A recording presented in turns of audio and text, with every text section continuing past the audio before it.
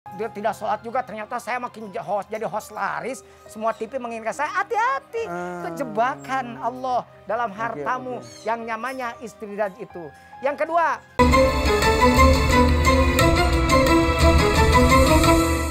ini pertanyaannya. Apakah rezeki itu hanya harta saja? Semua orang beranggapan rezeki itu adalah harta. Padahal nih, kesehatan adalah rezeki. Orang lain tinggal di rumah sambil diam, dia sambil tadarus, itu rezeki dari Allah.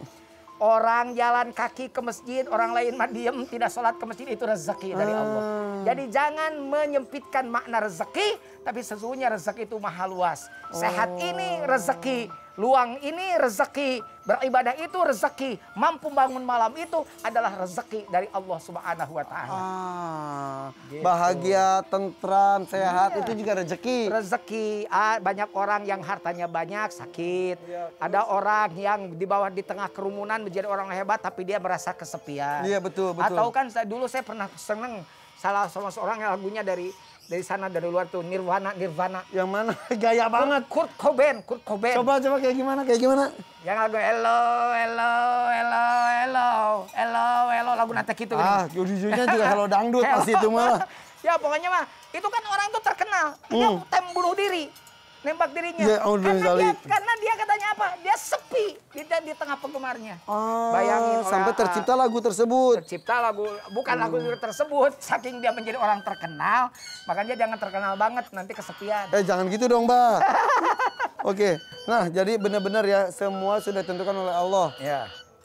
Umur, jodoh, dan rezeki. Nah, ini juga rezeki Bapak pemirsa, salah satunya adalah kalau pertanyaannya dibacakan oleh kita. Nah, karena itu banyak pertanyaan. Iya, betul-betul. Karena kalau yang keambil oleh AA, yang kebaca oleh A itu berarti rezeki. Yang dapat rezeki hari ini nih, Septi_Prameswari. Jangan berharap hadiah. Ini dijawab pertanyaan juga, alhamdulillah ya.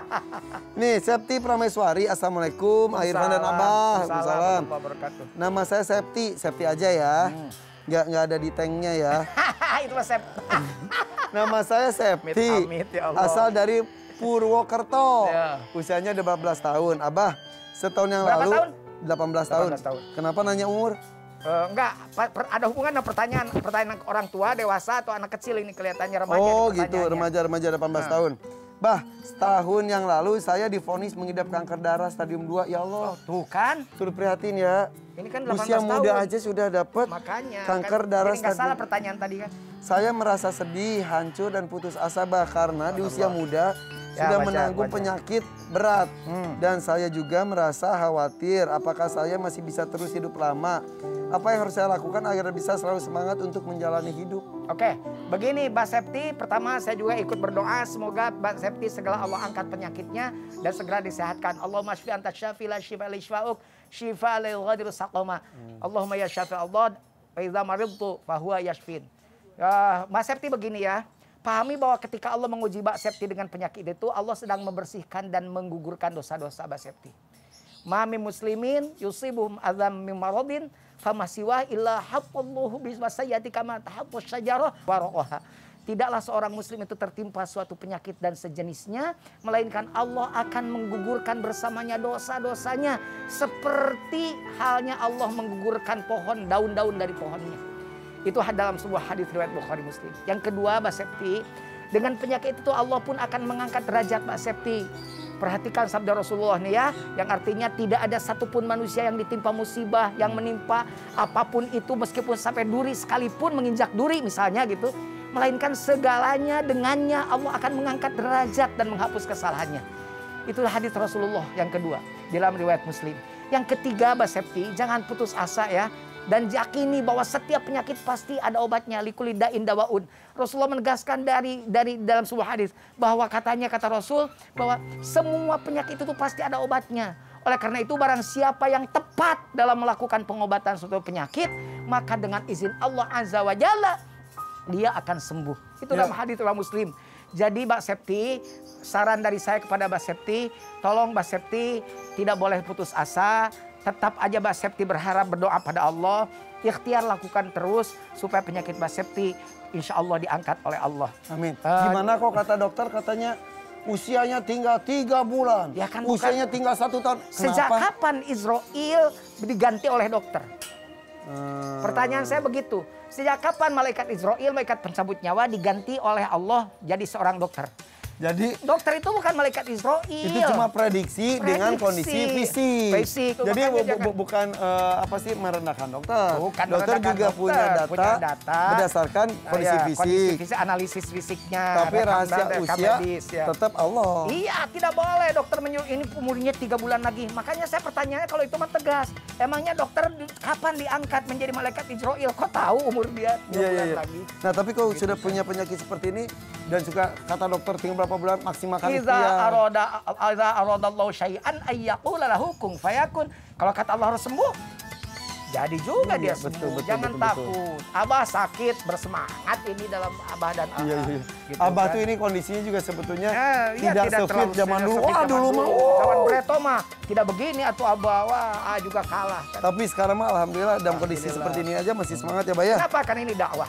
Jadi dan kita gantungkan pada Allah dan kita yakini bahwa setiap penyakit itu akan menjadi apa? Kafaratan kepada dosa-dosa kita. Oke. Gitu. Ada pertanyaan berikutnya nih Ya. dari Arka Gusnadi _.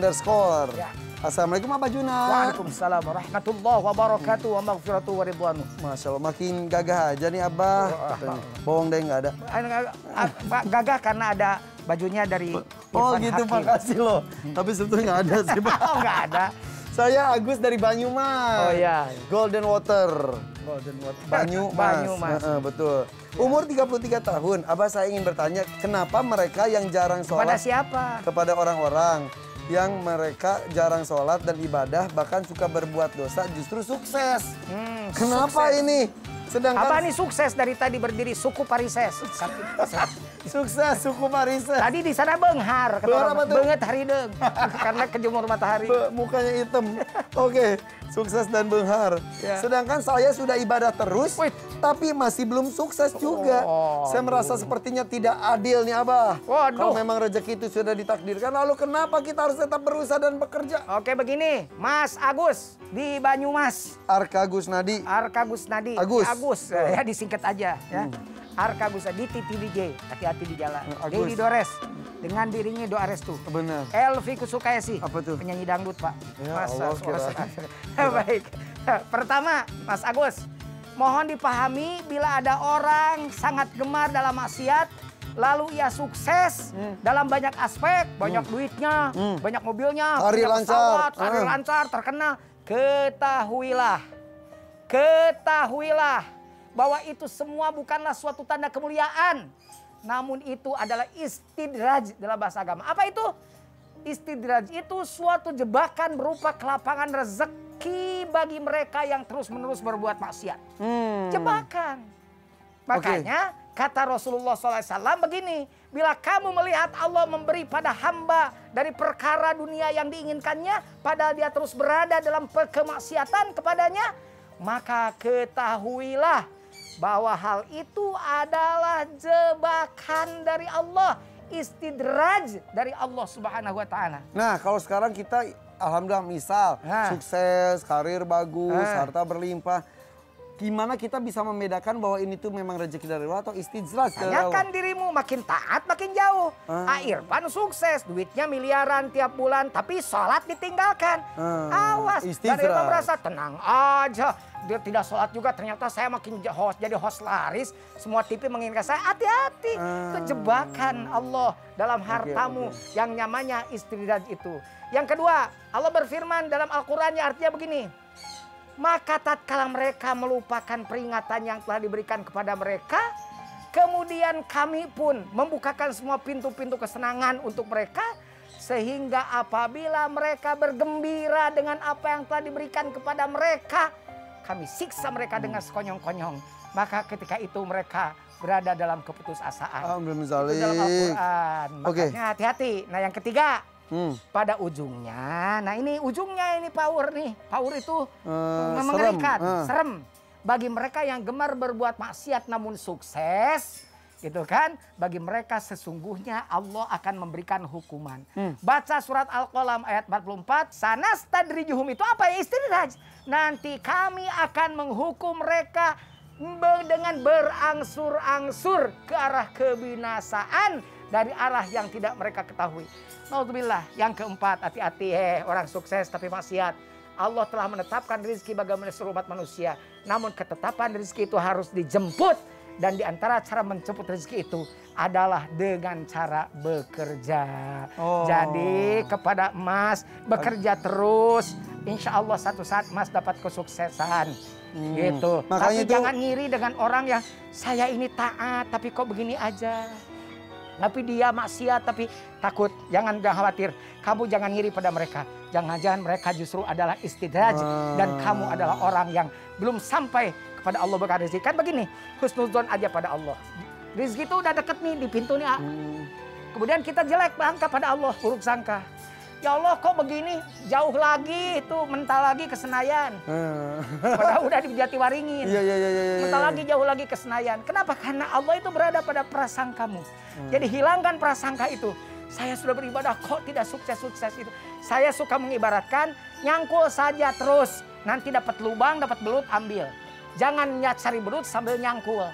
Cangkul, cangkul, cangkul yang dalam udah nyangkul, nggak dapat belut, pindah.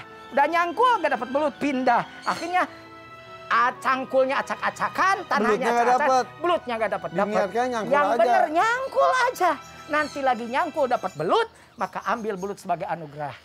Gitu. Yang jelas hari ini kita ngomongin tentang umur jodoh, dan rezeki. Semuanya sudah ditentukan ketika kita dalam kandungan usia 4 bulan lebih. Tapi semua juga perlu diikhtiarkan. Umur hanya Allah yang tahu, rezeki dan jodoh ikhtiar maksimal harus kita lakukan. Iya, betul. Oke. Umur juga yang tadi, tetap saja ikhtiarnya minimal sehat badan. Tapi tetap ada yang sehat meninggal karena meninggal itu bukan karena sehat dan sakit, bukan karena sakit atau sehat, bukan karena tua atau muda, tapi umur sudah ditentukan oleh Allah. Oke, kalau begitu.